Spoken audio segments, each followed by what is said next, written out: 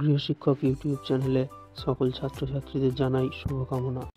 আজ আমরা এই ক্লাসে মাধ্যমিক ভূগোলের 6 নম্বর অধ্যায় উপগ্রহ চিত্র ও ভূবৈচিত্র্যসূচক মানচিত্র এই অধ্যায় থেকে বেশ কিছু গুরুত্বপূর্ণ 1 নম্বরের প্রশ্ন উত্তর নিয়ে আলোচনা করব। এর আগের ক্লাসে আমরা তোমাদের এই অধ্যায় থেকে বেশ কিছু গুরুত্বপূর্ণ 1 নম্বরের প্রশ্ন উত্তর নিয়ে আলোচনা করেছিলাম। আমাদের সেই ক্লাস যারা দেখোনি তারা অবশ্যই দেখে নেবে। এছাড়া আমরা আমাদের চ্যানেলে মাধ্যমিক ভূগোলের 1 নম্বর অধ্যায়, 2 নম্বর অধ্যায়, ভারতের কৃষি শিল্প এই সব অধ্যায় থেকেও কিছু গুরুত্বপূর্ণ প্রশ্ন উত্তর নিয়ে আলোচনা করেছি। আমাদের সেই ক্লাস যারা দেখোনি তারা অবশ্যই দেখে নেবে। আর আমাদের চ্যানেলটা এখনও সাবস্ক্রাইব যারা করোনি তারা সাবস্ক্রাইব করে বেল আইকনটা প্রেস করে রাখবে, তাহলে আমাদের চ্যানেলের নতুন ক্লাসগুলো তোমরা অবশ্যই দেখতে পাবে। তাহলে আজ আমাদের আলোচনার প্রশ্ন, ডিগ্রি শিটের সমোন্নতি রেখার ব্যবধান কত? এটা হবে অপশান 3-এরটা 10 মিটার। পরের প্রশ্ন, টোপোগ্রাফিক্যাল মানচিত্রে কৃষি জমিকে কী রঙের দেখানো হয়? এটা হবে অপশান 2-এরটা হলুদ রঙে। পরের প্রশ্ন, ক্ষুদ্র মানচিত্র এই মৌজা মানচিত্র এটা কোন মানচিত্র? এটা হবে অপশান 2-এরটা বৃহৎ মানচিত্র। পরের প্রশ্ন, তড়িৎ চুম্বকীয় তরঙ্গের একটি ক্ষুদ্রতম একক কী? এটা হবে অপশান 3-এরটা ব্যান্ড। পরের প্রশ্ন, ভূবৈচিত্র্যসূচক মানচিত্র নির্মাণ করা হয়? এটা হয়ে যাবে অ্যানালগ, অপশান 2-এরটা। পরের প্রশ্ন, টোপো মানচিত্রে নিত্যবহ নদী যে রঙের দেখানো হয়?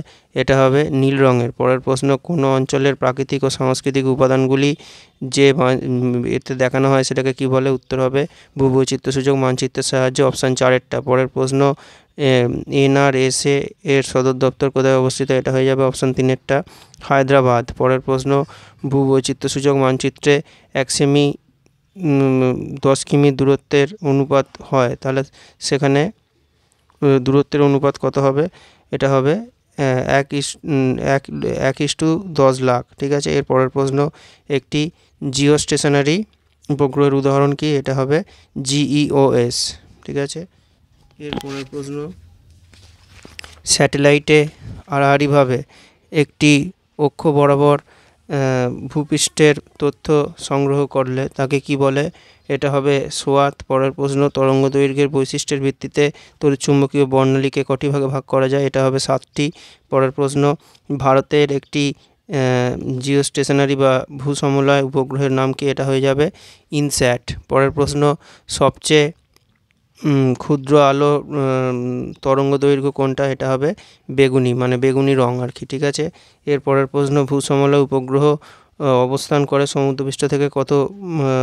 প্রায় 36,000 মিটার উচ্চতায় এটা থাকে। ঠিক আছে।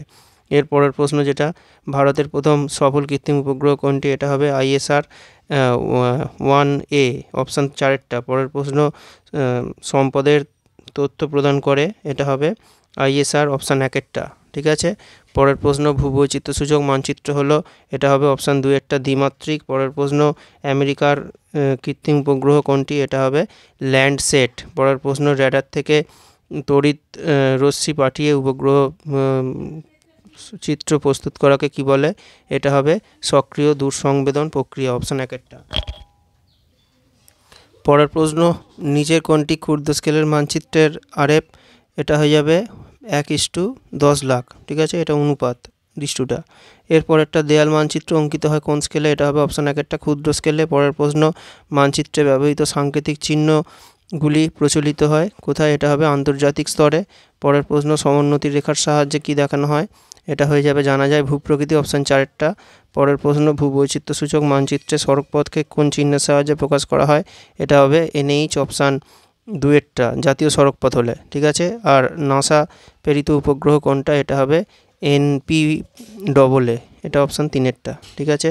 আমাদের ক্লাস কেমন লাগছে সেটা তোমরা কমেন্ট করে অবশ্যই জানাবে। আর এই ক্লাসগুলো তোমরা বন্ধুদের মধ্যে শেয়ার করবে। আর আমাদের ক্লাস ভালো লাগলে তোমরা অবশ্যই লাইক করবে। ঠিক আছে। আর এর পরের প্রশ্ন যেটা আছে, যে ভারতে সমীক্ষিত প্রকৃত গ্রিডের সংখ্যা কটি? এটা হবে 106টি, অপশান 1-এরটা। ঠিক আছে। এরপর আমরা শুদ্ধ অশুদ্ধ প্রশ্নগুলো নিয়ে আলোচনা।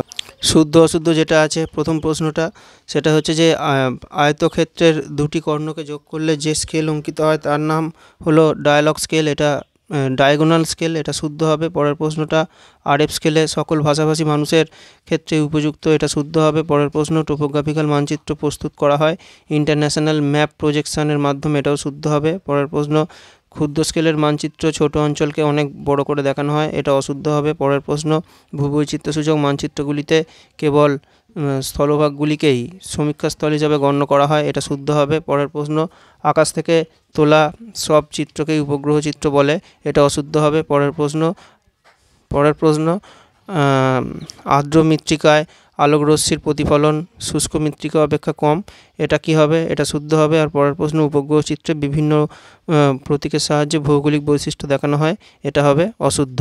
ঠিক আছে, এরপর আমরা শূন্যস্থানের প্রশ্নগুলো নিয়ে আলোচনা করব। আচ্ছা, তোমাদের আরও একটা কথা আবার বলে রাখি, সেটা হচ্ছে যে তোমরা এখন যেমন নতুন ক্লাসগুলো দেখছো, সেই সাথে সাথে তোমরা তোমাদের পুরনো যে ক্লাস পড়া সেইগুলো অবশ্যই তোমরা দেখবে। ঠিক আছে, আর কেননা এখন তোমাদের এইভাবেই কিন্তু তৈরি করতে হবে, নতুন পড়াও করতে হবে, তার সাথে পুরনো পড়াও অবশ্যই পড়তে হবে। শূন্যস্থান পূরণের যে প্রশ্নটা, মায়ানমার ও থাইল্যান্ডের মানচিত্র ড্যাশের অন্তর্গত, এটা তোমরা কমেন্ট করে জানাবে। পরের প্রশ্ন ড্যাশ স্কেলে লব ও হর একই এককে প্রকাশ করা হয়, এটা হবে আরএফ বা ভগ্নাংশ সূচক স্কেল। ঠিক আছে, এর পরের প্রশ্ন যেটা আছে যে ড্যাশ সেন্সর সূর্যের প্রতিফলিত রশ্মির সাহায্যে ছবি তোলে, এটা হবে নিষ্ক্রিয় সেন্সর। ঠিক আছে, পরের প্রশ্ন রাতের বেলা তথ্য সংগ্রহের জন্য ড্যাশ সেন্সর আদর্শ, এটা কি হবে? এটা হবে সক্রিয় সেন্সর। ঠিক আছে, আচ্ছা, আর এর পরের প্রশ্ন যেটা ড্যাশ টেপের মাধ্যমে উপগ্রহ থেকে চিত্রের সংবেদন সংগৃহীত হয়, এটা হবে ম্যাগনেটিক। পরের প্রশ্ন সাদা কালো উপগ্রহ চিত্রের অপর নাম বাইনারি চিত্র। পরের প্রশ্ন ভারত থেকে প্রেরিত আইএসআর সিরিজের সর্বশেষ উপগ্রহটি 2013 সালে যেটা পাঠানো হয়েছিল তার নাম কি? SARAL, স্যারাল। এর পরের প্রশ্ন উপগ্রহ চিত্র তোলার ক্ষেত্রে নিষ্ক্রিয় পদ্ধতিতে শক্তির উৎস কি? এটা হয়ে যাবে সূর্য। ঠিক আছে, পরের প্রশ্ন যেটা সেটা হচ্ছে যে 37E/SB সূচক সংখ্যায় হাফ ডিগ্রি টোপোসিটের উদাহরণ, এটা হবে হাফ ডিগ্রি। আর পরের প্রশ্ন ভারতের দূর সংবেদের পিতা, এটা দরকার নেই এই প্রশ্নটা। ঠিক আছে, আচ্ছা, আর এরপরে এখানে আরও দু তিনটে প্রশ্ন আছে, ঠিক সেগুলো কি? সেগুলো হচ্ছে যে শত্রুপক্ষের র্যাডার মিসাইল সেনাবাহিনীর গতি প্রকৃতি সম্পর্কে যে চিত্র পাওয়া যায় তাকে কি বলে? এটা হবে স্পাই ক্যামেরা। আর সমুদ্রের সাপেক্ষে কোনো নির্দিষ্ট স্থানের জ্ঞাত উচ্চতাকে কি বলে? এটাকে বলা হয় বেঞ্চমার্ক। ঠিক আছে, আর ভারতে প্রথম কৃত্রিম উপগ্রহ উৎক্ষেপণ করা হয়েছিল, এটা 1975 সালে। ঠিক আছে, পরের প্রশ্ন ভূবৈচিত্র্যসূচক মানচিত্রে পাহাড় পর্বত কোনো উচ্চভূমিকে কিসের সাহায্যে দেখানো হয়? এটা হবে সমোন্নতি রেখা। পরের প্রশ্ন কৃত্রিম উপগ্রহ থেকে প্রেরিত তথ্য কী আকারে নথিভুক্ত হয়? এটা হবে ডিজিটাল বা সংখ্যা আকারে। পরের প্রশ্ন মৌজা মানচিত্রে স্কেল কত? 1 ডিগ্রিতে 16 মাইল এই হিসাবে ধরা হয়, 1 ইঞ্চিতে, মানে স্কেলে 1 ইঞ্চি মানে ভূমিতে 16 মাইল। ঠিক আছে, এরপরে ন্যাটমো এর সদর দপ্তর কোথায়? এটা হবে কলকাতায়। পরের প্রশ্ন ভারতের মহাকাশ গবেষণা কেন্দ্রের নাম কি? এটা হবে ইসরো। পরের প্রশ্ন পৃথিবীর প্রথম কৃত্রিম উপগ্রহের নাম কি? এটা হবে স্পুটনিক। দন্তের সয় পয় হস্যই ট, দন্তের নয় হস্যই ক। এর পরের প্রশ্ন তুষার আবৃত এলাকাকে উপগ্রহ চিত্রে কোন রঙের সাহায্যে দেখানো হয়? এটা হবে হলুদ। ঠিক আছে, এরপরে কোনো উপগ্রহ সূর্যের আপাত কোণের সঙ্গে সামঞ্জস্য রেখে মেরু বরাবর আবর্তন করে, এটা হবে সূর্য সমলয়। এরপরের প্রশ্ন মার্কিন যুক্তরাষ্ট্রের মহাকাশ গবেষণা সংস্থার নাম কি? এটা হবে নাসা। এটা পাশে এইদিকে আমরা উত্তরটা লিখে দিয়েছি, এদিকে জায়গা ছিল না বলে। ঠিক আছে, আর এর পরের প্রশ্ন গ্লোব অ্যাটলাস কোন স্কেলের মানচিত্র? এটা হবে ক্ষুদ্র। পরের প্রশ্ন মেট্রো কোন দেশের কৃত্রিম উপগ্রহ? এটা হবে রাশিয়া। পরের প্রশ্ন একটি নিষ্ক্রিয় সেন্সরের উদাহরণ কি? এটা হয়ে যাবে র্যাডার। ঠিক আছে, আর এর পরেরটা কম্পিউটারের মাধ্যমে তথ্য বিশ্লেষণ ও মানচিত্র তৈরির বিশেষ পদ্ধতিকে কি বলে? এটা হবে GIS। ঠিক আছে, পরের ক্লাসে আমরা তোমাদের এই অধ্যায় থেকে আরও কিছু গুরুত্বপূর্ণ প্রশ্ন উত্তর 2 নম্বরের প্রশ্ন উত্তর নিয়ে আলোচনা করব।